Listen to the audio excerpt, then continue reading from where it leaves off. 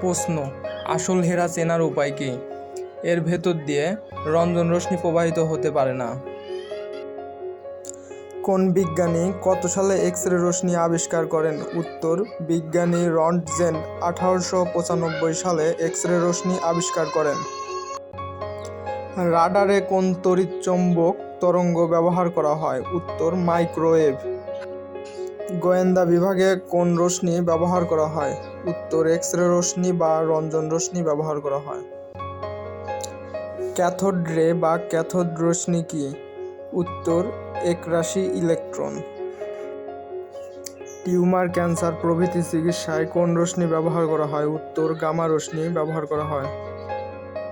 Cancer চিকিৎসায় gamma রশ্মির কোন বিকিরণ ব্যবহার করা হয়? উত্তর: আইসোটোপ ব্যবহার করা হয়।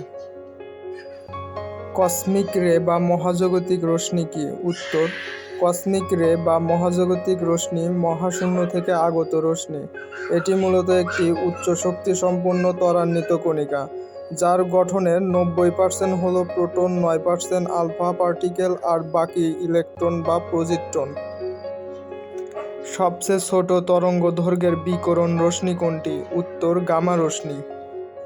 তেজস্ক্রিয় পদার্থের মৌলিক রশ্মি কয়টি ও কি কি? উত্তর: 3টি, যথা আলফা রশ্মি, বিটা রশ্মি ও গামা রশ্মি। কোন তেজস্ক্রিয় রশ্মির চার্জ বা আধান ধনাত্মক? উত্তর: আলফা রশ্মি।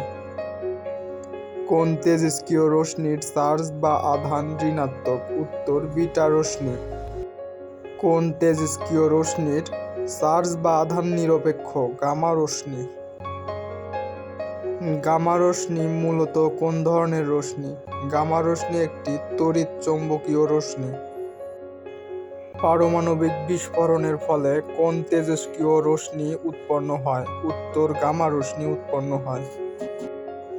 কোন রশ্মি শরীরের ত্বকে ভিটামিন ডি তৈরি করতে সাহায্য করে? উত্তর: অতিবেগুনি রশ্মি বা আল্ট্রাভায়োলেট রশ্মি। সূর্য হতে যে বিকিরণ তাপ আসে তাকে কি বলে? অবলোহিত রশ্মি বলে। বৈদ্যুতিক চুলা থেকে যে বিকিরণ তাপ আসে তাকে কি বলে? অবলোহিত রশ্মি বলে।